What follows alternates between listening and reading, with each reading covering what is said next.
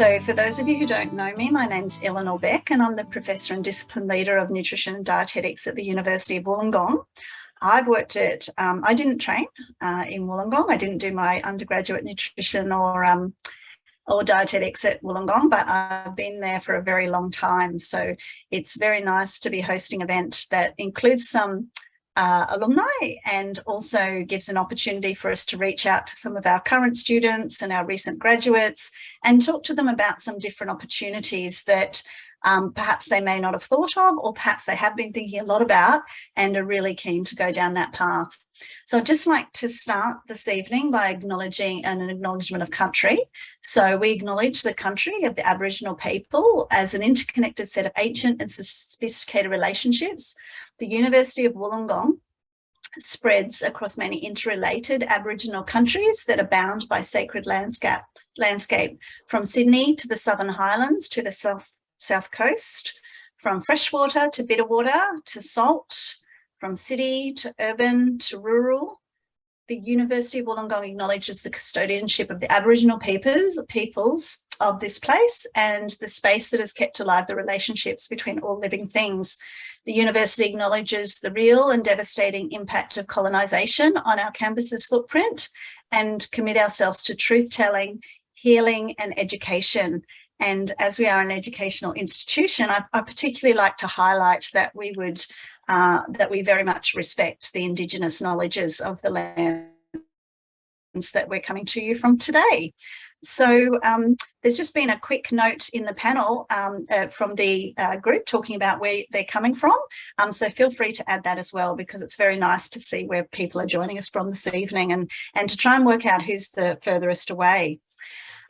We have 3 panelists this evening, and by all means, it doesn't cover the full breadth that you may become with your nutrition studies, or for those of you who may go on to become dietitians as well, those of you who may work in public health, or those who might work in more clinically focused areas, those of you who might like to work in aid organisations.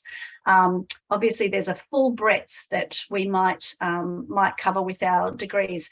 And to be honest, that's the best part of the nutrition studies that you can undertake and that you may have already undertaken, because from my perspective, I've had a whole heap of different jobs in my life, yet I've only ever had one base university qualification. So hopefully the people here tonight can inspire you that way a little bit as well. So we've got Dr Katherine Kent. Katherine did she's a lecturer in public health in the School of Health Sciences at Western Sydney University, and she completed both her undergraduate and postgraduate studies, her PhD at the University of Wollongong, and then she headed a long way south down to Tasmania to do a postdoctoral fellowship. Her research has a lot to do with some flavonoid-rich fruits, and she's also looked at the documented effects of COVID-19 on food security. She's pretty passionate. I know Katherine very well, and she's very passionate about inspiring the next generation of public health and nutrition professionals.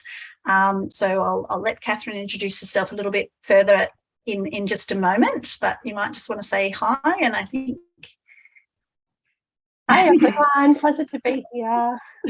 Yeah, okay. And Cameron graduated from the university in 2013. He was the person who was so lucky, because I must have taught him. And he has a Master of Nutrition and Dietetics. He's an advanced accrediting practicing dietitian and works at St George Hospital in Sydney in general medicine and renal supportive care. He also has a big responsibility in being the person who looks after a lot of the dietitian assistants in the area where he works at the health district. He's also one of our now becoming one of our senior PhD students, because he's getting quite close to finishing. And he is investigating the dietetics practice around people who are undergoing alcohol withdrawal, and you may realise that they're a vulnerable group. So he's a lead researcher in his hospital role, but I think tonight he'll be able to talk to you a lot about those clinical roles that he's undertaken. So welcome, Cameron. Hi, everyone. And finally, we have Dr Gemma Sampson, who's an advanced sports dietitian, and she's also an accredited practicing dietitian, looking in particular at sports performance and endurance athletes. She's comes to us where she brings together this whole range of clinical nutrition, food industry, product development, brand collaborations, corporate wellness, as well as the individual counselling as well. Her doctoral research explored nutrition knowledge behaviours and beliefs of endurance athletes and how they might be affected during performance and what they're actually having of intake. And for those of you who haven't had the pleasure, you can follow Gemma on places like Facebook and Instagram and see some really cool photos of her travels around the world following endurance athletes, it seems to be. So welcome, Gemma. Thank you. It's good to be back. Great, wonderful. Okay, so today's going to be pretty casual. We're going to have some questions. We're really happy to be people to be posting some questions in the chat, and we'll try and get to those as well. But we'll certainly leave a little bit of time. We'll aim to leave some time at the end just for sort of some open questions as well. So I thought before we even start to talk about just everybody's work history, I guess I wondered if people wanted to talk firstly just about how you figured out what you were going to do, what helped you decide your path, you know, at that very end point when you were either studying or getting to a point of starting to look for jobs. So perhaps I might get you to start, Cameron, and you can lead that into talking a little bit about your journey from that point as well. I think I always knew I kind of wanted to have some role involved with patients.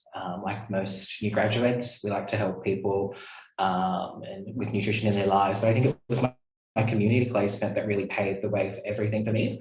I was quite fortunate to do my community placement with the drug and alcohol unit in the Illawarra Shoalhaven, which really exposed me to quite a vulnerable population, which is often overlooked.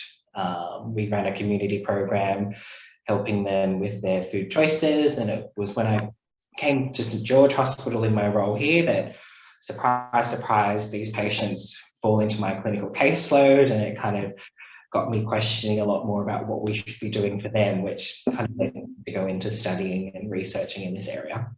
Okay, thank you. And Katherine, what about you? What sort of led you on that pathway to academia, I suppose, because you've travelled a little bit around the country for it as well? Yes, I am. I'd just like to point out for all the students here today that I'm kind of flying the flag for those of us who are studying nutrition who don't go on to do dietetics. I'm not a dietitian.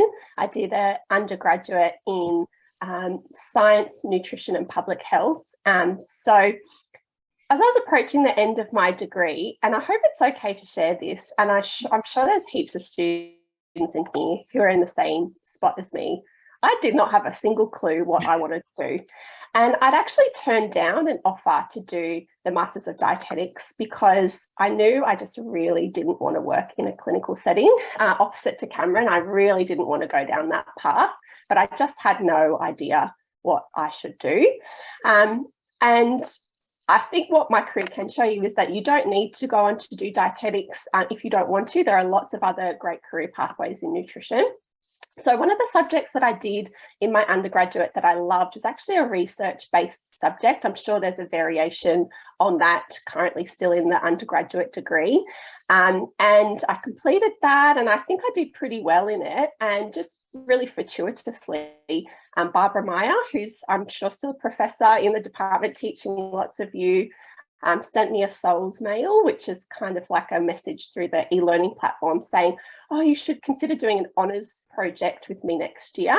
And I met up with her to discuss it. And truthfully, I ended up grilling her quite a lot about her job, what a research career would look like, why she liked her job. I was really forthright with her about what it meant to be a nutrition researcher or do nutrition research. And I was very interested in the idea of doing research, but truthfully, the project sounded really boring. It wasn't in the field that I wanted to study at all. Sorry, Barbara, I hope she's not here tonight. But what that ended up doing was just sending me on a bit of a spur around to all of lots of the other nutrition lecturers at the time. And I ended up asking them all what kinds of projects they could offer me in research for the following year. And Karen, who I've seen has joined here, Karen Charlton, who's joined in with Anne McMahon, was talking to me about a project with cherries and cognition. And after I left that meeting, I kind of went home and actually Googled cherry juice and cognition, because I thought, surely she doesn't actually mean cherry juice as in the food. But yes, she was. And she had a project offer that was looking at cherries and cognition. I thought that sounded really interesting. And I ended up enrolling into a Masters of Research to do that project with Karen. And from there, we expanded that research. And I ended up doing a PhD with Karen. So that was kind of my journey. I really fell into the opportunities that were available to me at the time. No, that's great. And I think as we go on today, it would be really good to highlight those jobs, because there's a big crossover of jobs that people can do with or without the qualification. And just like any base degree, you can then use that to build on your experiences and what you want to do. So I think that's really, really important. And we always tell the students, because most of us in the team now are getting a little bit older, the majority of us all did some kind of undergraduate science degree. And it's interesting because Karen Charlton will tell you her undergraduate degree is in zoology. So she somehow ended up as a dietitian. But Gemma, perhaps your path might have been just a little bit different, and certainly you've ended up in some exciting places. So maybe you could tell us a little bit how you got drawn in that direction. Yeah, no, my career path and how I got into nutrition is a bit diverse. I grew up overseas. I spent all my teenage years in Zambia as a kid till I was 17, I think. So I moved back to Australia for year 12, did year 12 in Australia, but had one subject that was still remote. I was always really interested in nutrition and health, and I think I didn't really know exactly what I wanted to do. I knew I wanted to do something related to health and nutrition and fitness. I think my dream degree was actually a dual exercise science dietetics degree, which is, I think it was 4 years or 5 years at the time. And because I didn't really know what UAI I was going to get in, so I graduated and I started 2004, I graduated 2008, so it was a while ago. Don't know what it is now, but then it was UAI. And I basically just ranked them in order of the UAI that I needed to get in. And so I think I got 8th of my list. So nutrition, like dietetics, was high up there. So I think physio was another one. And I got into the undergrad masters, the Bachelor of Science in Nutrition. And then in 3rd year, I got the invitation to upgrade into the dietetics leg. And I think for me, I'm interested in a lot of different things, and I loved the clinical, but I also liked the research, and I like lots of different things. I get bored quite easily, so I like lots of different things. But I think so I saw Kelly Lambert was in there. She was one of my lecturers back in the day, and I think she was so passionate about clinical dietetics as well, and I think that was really helpful for me, because it wasn't necessarily the area that I specifically wanted to work in full time, but I could see the value of working in clinical and seeing patients individually and also in sort of groups and bits and pieces. And so, yeah, from that point onwards, my career has been a bit of a blend and a mix, going from clinical to community to industry to private practice, back in between and backwards and forwards. So yeah, I've got quite a diverse range of areas, but I always knew that I wanted to do sports nutrition, and just didn't really know how. And I think at the time there were some people in my life who were like, yeah, but is that really a career? It's not really a job in sports nutrition. So that's kind of why I did go down the clinical route for a period of time. Also, I wanted to get experience and build my own confidence, because I think having that own confidence in your experience and your skills and ability to support the people that you're working with is really, really important. And so I think I'm really glad that I did that sort of clinical work, but there's been a few points where I was like, no, actually, this is what I want to do instead. And let's go down that pathway and maybe take a few steps backwards to stop earning a bit and go back and study a bit more to progress forwards. But yeah, it's good fun. Okay, so I do want to get back to overseas and overseas qualifications, but that might be a little bit down the track. But I'll use what you were saying about that postgraduate study to ask all of you. But maybe, Gemma, you could start about your journey to postgraduate studies, because I know when I did honours in biochemistry in 1989, I hated it. And if you had have told me I'd ever do a PhD, I would have said, over your dead body. And yet we look at all of you as well, and you've gone at some point to do postgraduate study. So I guess tell me a little bit about that. Obviously you had the dietetics in the beginning, but then you've gone on to do other things. So what drew you to that, and do you feel it's been absolutely necessary, or do you think it's just been an adjunct or something that came with time? What do you think, Gemma? I think it comes down to what you want to do, I think, essentially, what you want to do and the industry that you want to work in. So I did always know that I wanted to do a PhD, but at the same time, I was very clear for myself that I didn't want to just do anything, because again, if I don't care about the topic, I'm not going to be able to do it. And I'd spoken to people who were like, you've got to really 100% love your topic, because otherwise you'll kill it. And so again, for me, my interests have sort of evolved over time. I was at one point interested in, so I've collected degrees, I guess, but I was interested in international aid work and working in humanitarian sort of zones, and working in that field.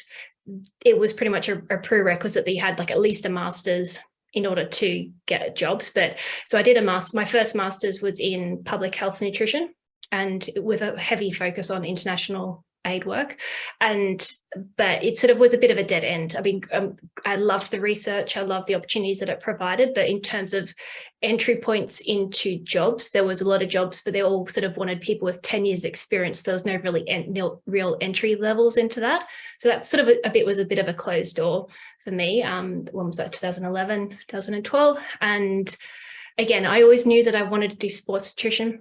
And I think this is where the importance of networking and meeting people and just taking opportunities. And I mean, I'm very outgoing. I love meeting people. I love getting out there and going to events. So I always go to a lot of events. I joined the sports nutrition register in the UK, was going to events, and there'd be people that would be presenting, and I'm like, oh, they were in the same town as me. So I'd gotten into cycling triathlon at that point, and there was some lecturers from Liverpool John Moores presenting, and at the time they were recruiting all the time for male athletes, but never for female athletes. And I'm like, dude, like, come on, like, what's going on? Like, I would do all these studies, like, if you just had them for women. And so I sort of went up and confronted them about that, and they're like, well, maybe you should come and do it for us. And I was like, well, maybe I will. And so that kind of opened the conversation for me to meet the lecturers at Liverpool John Moores. And I had no intention at this point of time of doing their masters, because I'd already come back to Australia to do the sports dietitian course. So I was already technically a sports dietitian, but I think going back to the confidence thing, I didn't really feel like I knew enough to be able to give advice, or to have people pay me to give them nutrition advice. And so I was like, oh, I need to know more. And so decided to do the masters, which then led to other opportunities and my doctorate, which I finished last year.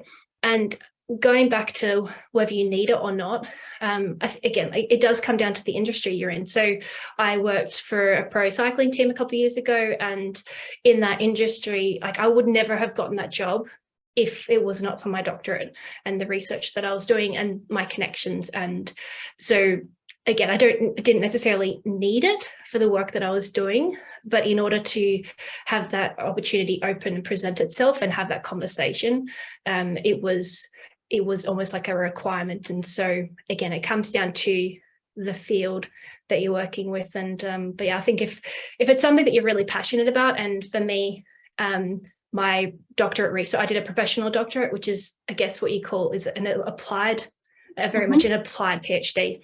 And so it was heavily based upon my practice and things that I was seeing and questions that I came up with. And I'm like, well, why is this happening? And why are they doing this? And a key part of the professional doctorate versus a more traditional PhD is that it's your research is impacting your industry, your area, but also yourself. And so a huge component of reflective practice within it, which I really like, because I guess over the years, I've learned more and more about behavior change and just realized that half the time it's not even the food I'm talking to people about, it's all the other stuff going on in the background. And so for me, that's kind of what led me to go down that route and to invest the time. So you feel that it's something that progressed with your career, and I guess that's something that might be relevant for Cameron, because obviously Cameron's general job is, of course, that you didn't need any other postgraduate qualifications other than your entry-level dietetics at that time. So how do you feel, I guess, some reflection on all the good jobs you can do that without that extra study, but also maybe then what led you to it? I guess like I've worked here at St George for probably several years now, and I've had lots of opportunities given to me. And I guess dietetics really sets you up with an analytical brain. You're questioning things, you're a problem solver, you're looking for evidence. And I guess over the last couple of years, I've had the chance to, like Eleanor was saying before, develop a workforce around the allied health assistants using the research skills I've been developing over the years with UOW. I've led district competencies to really highlight what the allied health assistants can do and try to influence the TAFE New South Wales and how we can advocate and really, I guess, use those skills around influencing the future workforce of AHAs and how they can help nutrition and dietetics. And most of the people that are in your workplace wouldn't necessarily have other postgraduate qualifications, is that right? In terms of dietetics, yeah, there's one other lucky PhD person in the department. And yeah, most people here are entry level. Yeah, all UOW graduates, of course. Hey, Cameron. I think most of us are, yeah. And what about you, Katherine? Because obviously, and now, you know, in terms of your scope, you were very interested in that research early on, but what are some of the other things, I guess, did you feel that you absolutely would have needed that, or are there other jobs you think would have been great with your 3-year degree? Oh, absolutely. There would have been a lot of jobs that I could have targeted straight out of my 3-year undergraduate degree. But it just so happened I was interested in getting some more research training. And for those students who are here, they're probably thinking, I don't even know what a PhD is, but a PhD is really that training in designing and conducting and analysing research or generating new knowledge. It's definitely not a case that you have to go on, and I know we've got 3 people here with PhD journeys, but you definitely don't need that to have a great career in nutrition. But for the job that I have now, which is a lecturer, kind of a more junior colleague to what Eleanor is here, where I do teaching of students and conduct my own research. That's kind of the aspects of my job. A PhD is required for this kind of career path or this academic career path. I think there are other postgraduate qualifications that people might want to pursue, and Gemma's definitely spoken one there of getting a master's in public health or a master's of public health nutrition, which could develop up some different skills. But really, the PhD for me, it was really critical. I think also because I didn't quite know exactly what I wanted to do. And in contrast to Gemma's experience, I was kind of interested in doing, I wasn't so passionate about one particular topic from the beginning. It really morphed into, learning a bit about this and learning a bit about that and trying different, study designs and, really learning how to design and conduct research. And the PhD for me was really critical in terms of developing up my written communication skills, my oral kind of communication skills, managing research projects, data analysis and problem solving skills. So a PhD was a requirement for me. But it's not a requirement for everybody who wants to work. Absolutely. And I didn't graduate from my PhD until I was 41. So I figure I obviously had a very happy and fulfilling career before that without those extra qualifications. So it really isn't something that's critical, just because we happen to have a pretty high-powered, exciting alumni panel for you this evening. But you mentioned something really interesting there, Katherine, because you were talking about skills. And one of the things we're always trying to go back to our graduates with, because in class, everyone's getting overwhelmed sometimes with the detail about, oh, this condition or this biochemical pathway or this whatever. And we're really encouraging students to remember what are the skills that you're learning at the time. So I don't know if you can reflect on that, Katherine, and talk about what are some of those skills that you think, even if you hadn't have ended up working in nutrition, what are some of the skills that you learned that you might have applied to going on if you were going to be a teacher, or if you decided to go work as a health promotion officer, or, you know, a range of different things that might not have been specifically nutrition? Yeah, I was thinking about this earlier, and I jotted some points down, and I think I've already mentioned, I guess, that research subject that I did that I felt was a really pivotal point in my undergraduate career.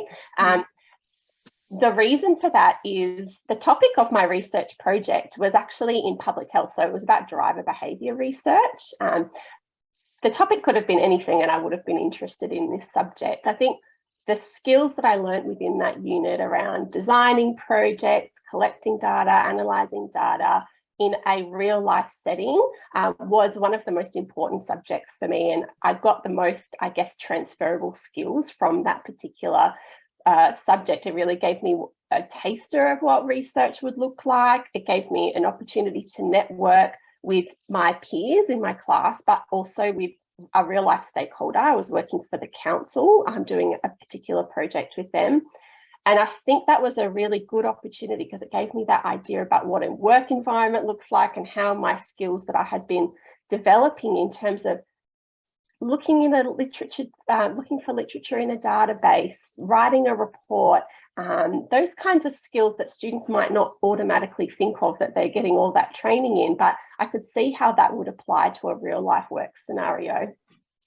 And in terms of other skills that I think have been really relevant for me, and they are quite nutrition related, so I'm wondering how relevant they might be for other disciplines, but some really fundamental skills in understanding how dietary assessment techniques work and utilising the FoodWorks and FoodComp databases to analyse dietary data was a really key skill that I developed in my undergrad.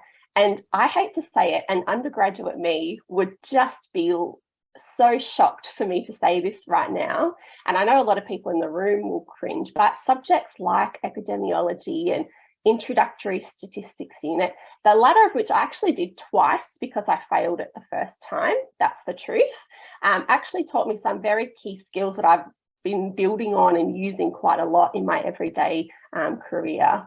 Yeah, so sorry to all those people who don't like statistics, but I have found it quite useful going forward. Well, Katherine, it's funny that you mentioned that. We've got a research project at the moment where we're hoping to interview students, and we were a bit short on Bachelor of Nutrition Science students. We're looking for ways that we can better engage students in statistics so that they don't ever fail and have to repeat it. So feel free to email me, anyone, if you're really keen to be interviewed. We've got plenty of the dietetic students, but we haven't got nutrition sciences yet. Gemma, what do you think? What are some of those generic skills that you maybe picked up that you think have just helped you broadly and would help you in any career? I think probably the most important skill is probably communication and being able to communicate messages in different formats. And I think one thing I found interesting, I remember when I was studying, was that often other people got better marks than me and would be able to cram their exams and get the high scores. So my scores didn't always look great compared to other people, but I was always happy to look stupid and ask the question if I didn't know, or to try and learn how to explain something and be like, okay, I think it's this, and I try and explain a concept in different ways. And that's something that I think we did. I loved the counselling, the nutrition counselling sort of components, and the fact that we had actors as student actors to come in and do counsel and nutrition counselling sessions in, I don't know what the situation is now, but I remember that's one of the things we had to do way back. And being able to convey a message, whether it's nutrition, these are very transferable skills to being able to, whether it's selling yourself or how do you educate someone but it's not just educating them and telling them the knowledge, it's like making it relevant to them and at their particular education level or language skills and those sorts of things. So I think, yeah, communication, I think, is probably one of the best skills that's really important. And what do you think, Cameron?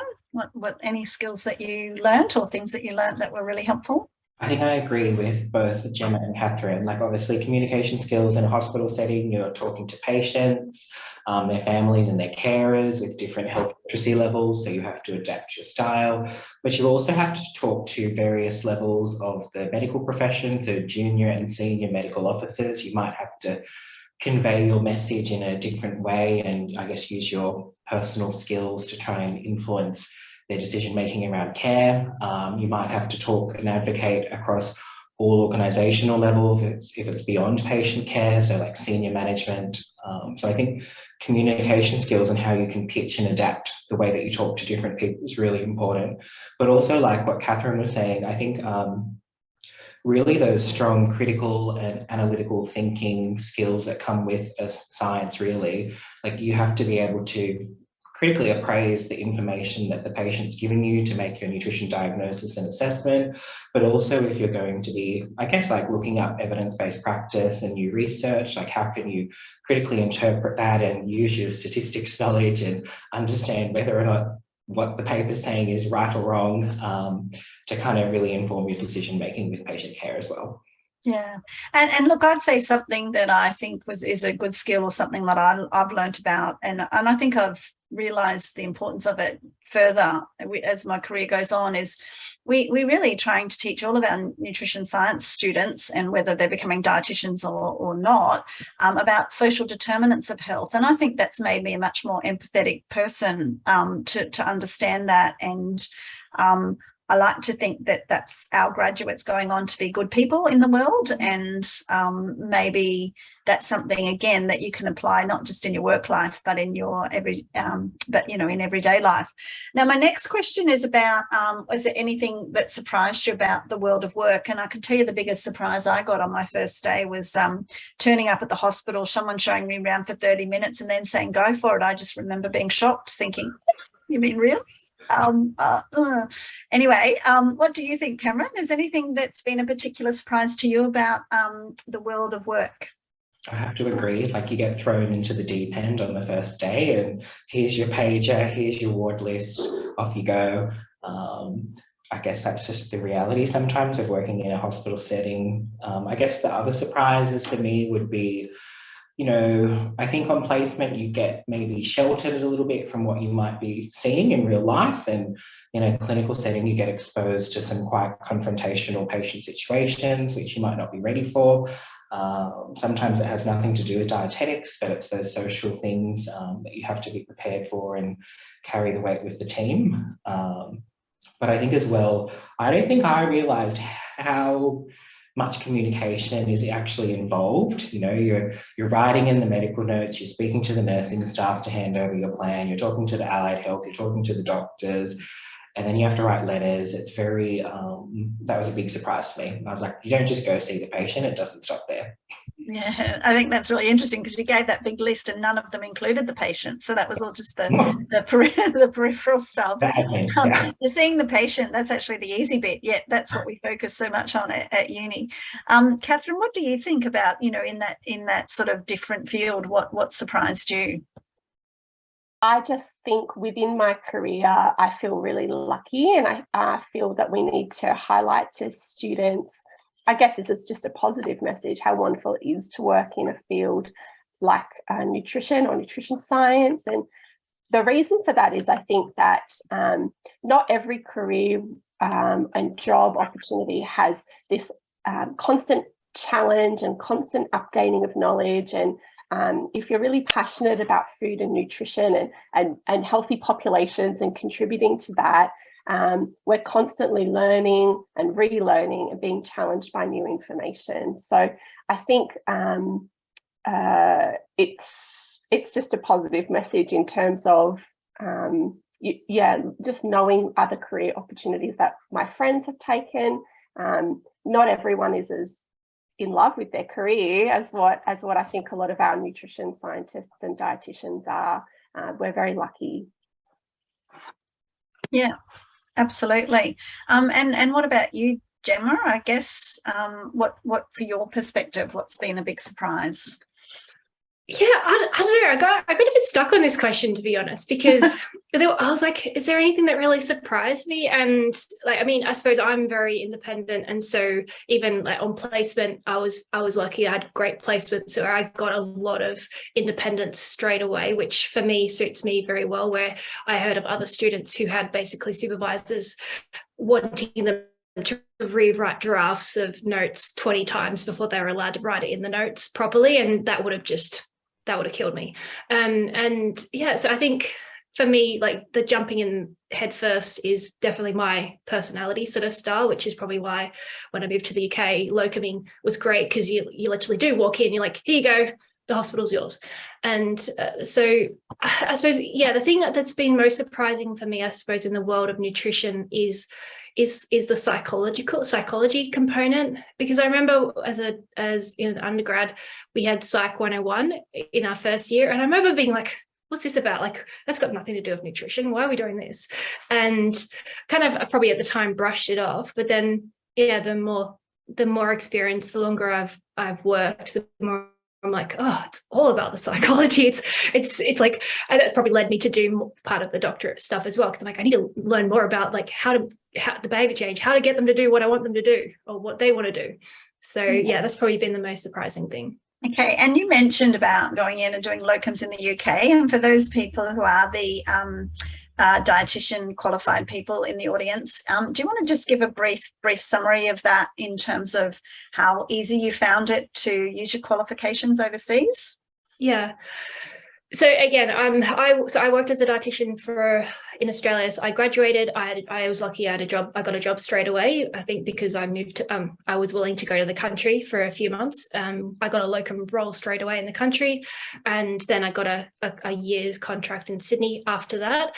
And at the time, there wasn't really many jobs in Australia as a dietitian. My dad was born in the UK, so I could get a British passport through him, and I was dabbling and thinking about doing a year or so overseas. So I thought, oh yeah, why not? Send out the paperwork.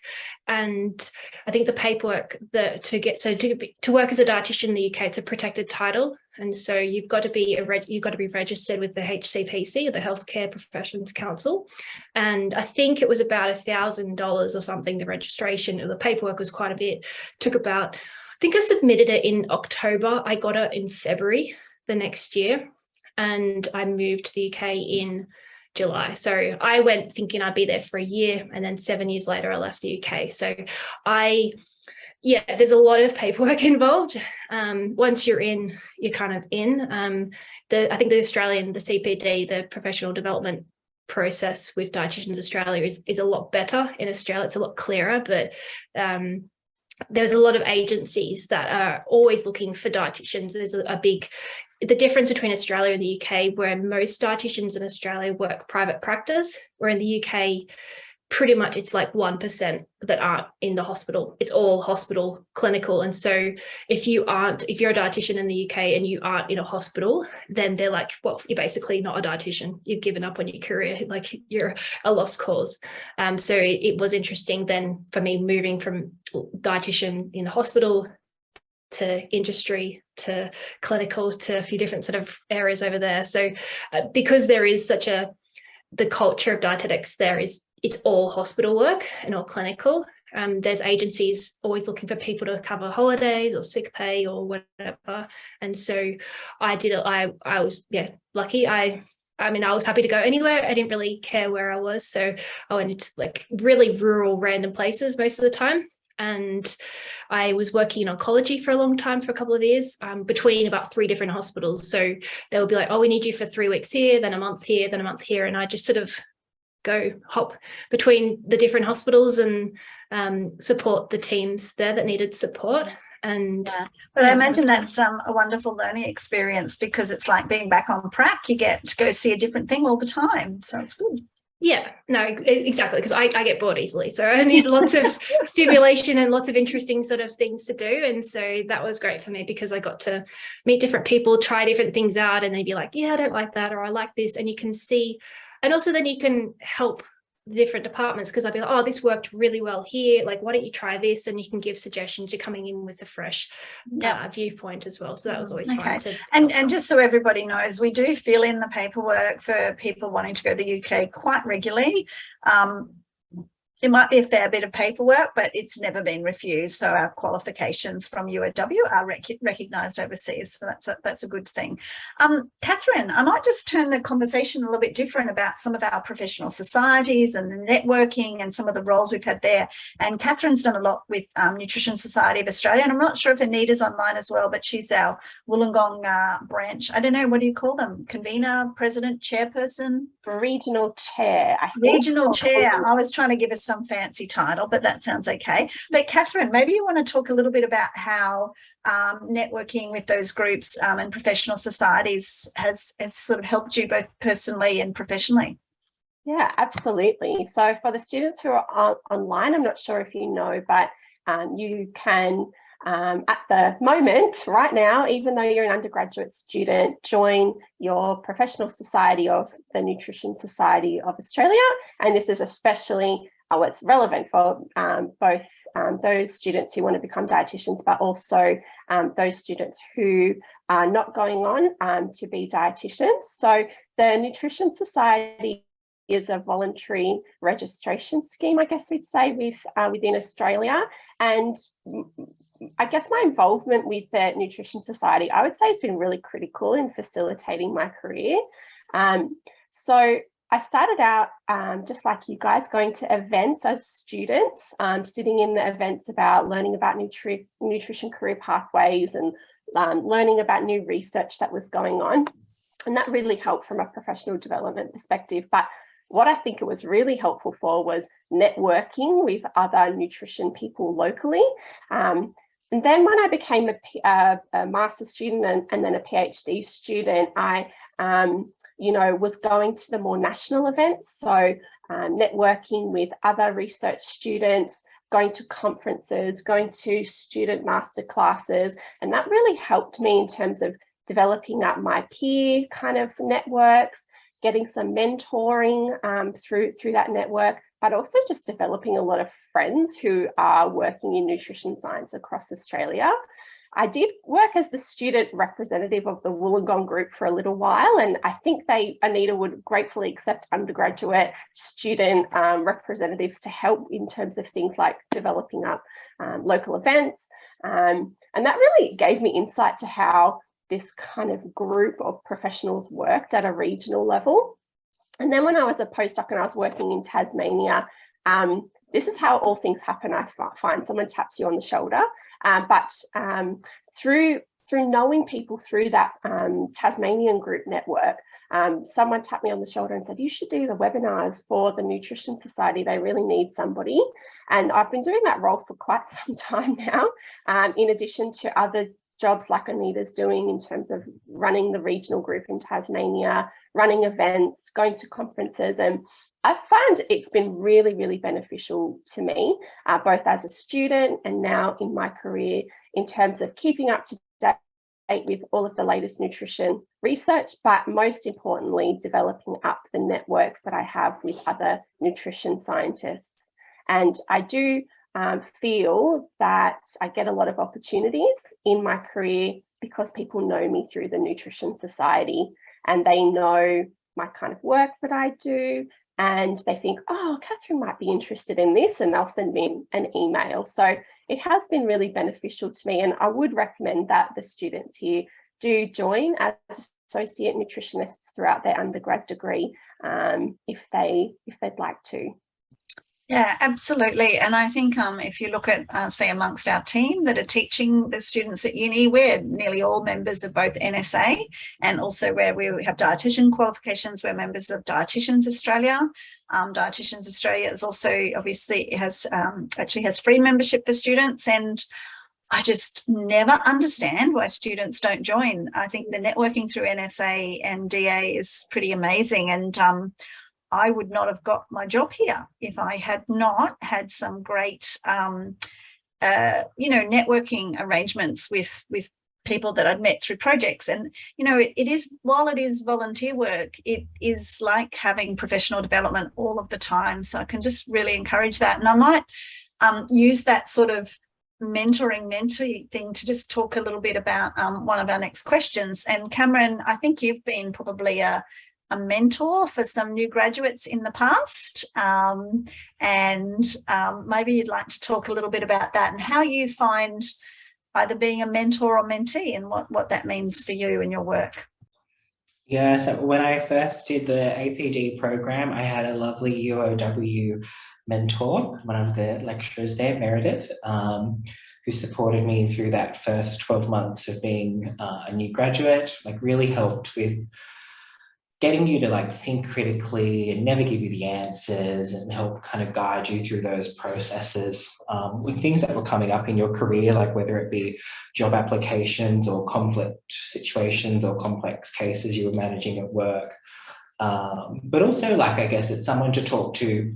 It doesn't have to be about work or your career. Like if there was also something else going on in your life, a mentor is someone who can really help, I guess, talk through those things and get you to understand and point you in the right direction, or refer you on to somebody else. But I have mentored some students from UOW as well. Recently, we finished the APD program, yay. But I think being a mentor, it really helps you reflect on your own career and your own skills, and kind of, not to make you sound like really good, but it kind of makes you think about where you started from and where you've gone, and really being able to apply, I guess, some of those situations where you can draw your own learnings in and help guide the individual through that situation to something that can help them as well. So I guess I think a mentoring relationship is it's really mutually beneficial to both people.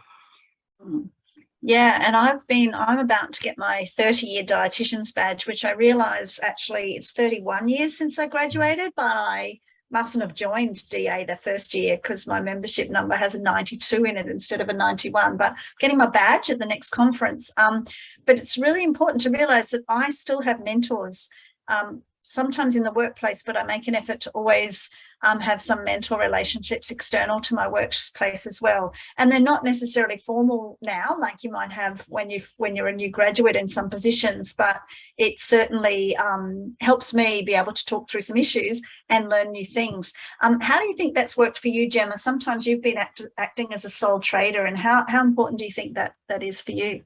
Oh, no, 100%. I think regardless of where you're at, having mentors is really valuable, because, and the same thing goes, like if when I'm a mentor, because I've mentored people through the APD program as well, and there's so much, like, nutrition just keeps growing, like there's always new things to learn. And so there's stuff that students now will know, whether it's tools or techniques or research, that I won't even be aware of. And so, like Cameron was saying, it's like a mutually beneficial situation that you're both learning from each other, and you get challenged because you're like, why do you do that? You're like, that is a good question. Why do I do that? Because the way we do things may not be the best way. There may be other ways. It may be the best way for you, but there may be other ways that you could use that might work more appropriately for a different person. So from professionally, I think mentoring is really, and again, like, it doesn't have to be formal relationships all the time. It could be that one conversation.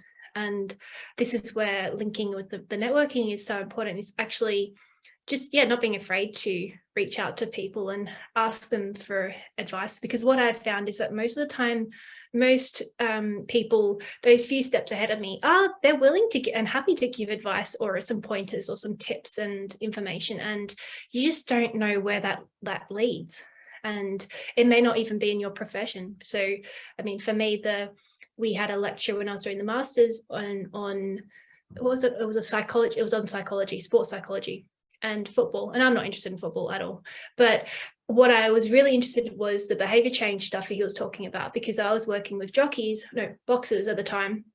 And I'm like, I'm giving them all this advice, like little tips and drip feeding it. And it's like weeks and weeks and months before they actually even try something. I'm like, well, how do I get better at that? And I want to be better. And so I went to this psychologist for advice and tips. And he's like, oh, I think you should research this and try this. And like, I think you should do a professional doctorate. And you're like, oh, I didn't even know that existed. And so, yeah, like that person, I would like, it's a pivotal point, just this one conversation from this one person that I may not ever see again. But it's, again, I think it's so important to just put yourself out there and to meet, network, learn, and see how that can improve just yourself, but also that other person as well. Yeah, absolutely. Now, I'm mindful that we don't have heaps of time left, and I've got a full list of questions that I can keep going.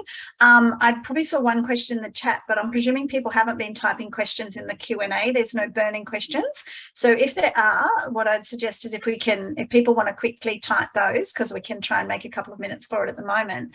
But a question that I did see in the chat was just about the kind of how and when you went about this networking and how does it start, and I guess my theory is that sometimes it's almost like osmosis that you work through, but I don't know if any of you want to comment a little bit on that. I'm happy to talk about networking a little bit. Yeah. I'm really passionate about networking. Networking has been critical for me in my career journey. It's opened up so many new doors, but I guess students might be confused about how exactly do you network? Is that kind of where we're getting at? I think it's a little bit about that. Oh, well, it's easy for us to talk because we've got this network, so we can go to lots of people. But where do you think it starts? I mean, if I have to be honest, it starts with networking with your peers. So I'm not sure if the students are actually thinking to themselves that when they're making these networks in class, talking to their peers, that they're actually networking, because I hate to break it to you, but all of your peers are your future colleagues. So you are already developing networks within nutrition. And I think peer mentoring is a really a great way to get to know your peers more closely and to also help each other through a lot of, I guess, situations that you might find yourself. Networking occurs, I guess, when you're going to events and you're meeting people. So signing up for things like a local DA event or a local nutrition society event is really important. And students could also find some opportunities to network, I guess, more broadly than nutrition, perhaps with students in the School of Social Sciences who are studying public health or those types of things. I also want to acknowledge the importance of networking with your lecturers, because I wouldn't have had any opportunities had Barbara Meyer not been able to pick my face out of a room full of people. I think that was because I was someone who was engaged in class, talking. Like Gemma saying, I didn't know all the answers to all the questions, and I certainly was not the smartest person in the room. But I think students can sometimes think they fly under the radar, but I think the lecturers and the other nutrition staff at UAW are a great place to start in terms of networking, and they do know you and they know you well, so use those relationships to your benefit. And I'll just put a tip now: if you don't come to lectures and ask questions, then we actually don't know you as well. So that's my little pitch as a lecturer to really encourage you to attend and ask questions and engage, because that's how we get to know you. And then automatically we're much better at acting as a referee for you, because we can say, yeah, they're really engaged in class, they ask meaningful questions. If they don't understand stuff, they come and ask, and that's a really important thing. So there were just some questions there about finding mentors, and I can see that they're being answered about mentors for final year graduates. But maybe perhaps Gemma or Cameron, if you have anything to add on that in terms of we have formal APDs that you need as a new graduate dietitian, which is something we talked about, and it's a tricky thing until you get to that point to know who you should have as a mentor. But I don't know if either of you would like to comment on that at all. Yeah, I'm happy to start. I think, like Katherine was saying, it does come down to networking and coming and opening up and having conversations with me. So Kelly Lambert was actually my mentor for the APD program, and part of that was having conversations in class and curiosity and and recognizing that, okay, I trust this person, I like their approach clinically, like their view on the world. And yeah, I suppose being brave and putting yourself out there to be like, is this possible? Do you have the time, the capacity for this? But linking on with like other placements, for example. So one of the things I don't even know how I started doing this, but we had all the placements I went on, I was networking with the other dietitians who were supervising me or I was working with, and I asked them all if they would be willing to share CVs and job interview applications, because I was like, how do I do this? I don't know how to do it. And just ask them questions about what do I say, what do I write, and learning from them. And I remember one dietitian sort of saying she'd been in a role, I think it was Liverpool Hospital, and she just assumed she would get this next role based on her experience. So she didn't even prepare for the interview and flopped the interview. And basically her boss was like, you should have gotten that job, but this person presented better, and they actually prepared and took the time and effort. And I think it was a few years later before she actually got the job that she wanted to. And there's so much that we can learn from people, even if they're not formal relationships, and mentoring sort of relationships from that perspective. So yeah. Now look, I've seen a question come up, Cameron, someone, and we don't have heaps of time, and we've still got a couple more questions, so I need you to do the speed summary of what's a typical day look like for you, Cameron, in the hospital. I don't know. I get to work. I have a coffee, waste some time. No, I guess like working as a hospital dietitian, you'll have a caseload, so you screen your patient list to see who you may and may not need to see, work out who needs to be seen. Often you might be covering, so you might have to prioritize your patient list. You might have some other work to do as well. I work in general medicine, so the types of patients I see are patients with eating disorders, supramorbid obesity, complex mental health and substance use disorders, as well as end-stage kidney disease patients. So I guess what we do for those patients is, we conduct a nutrition assessment, formulate an intervention. It might be oral, enteral feeding, but really collaborating with the whole MDT when you're coming up with that plan. It's never just you as a sole practitioner coming up with something for a patient. In the hospital setting, you work with all of the allied health and various levels of the medical team. Yeah. Okay. Sounds exciting. Now, I accidentally clicked on answering this question live, so I'll quickly answer it. But it was just about people going straight from their other studies to do masters and PhD. And I think in terms of PhD studies, Catherine's the only person that went straight through. Everyone else here has had gaps, which kind of led them down that path. But just a quick question on how that worked for you. And also there's a question there, Katherine, that talks about what kind of jobs you would have thought you might get immediately you finished. And I know you've probably got good knowledge on that from your NSA and your work in nutrition science. So maybe just a quick summary of that. I think that was a double-barrel question, Eleanor. It was, but it has to be the quick answer, though. Okay, answer. Going straight from my undergraduate into a master's PhD worked great for me.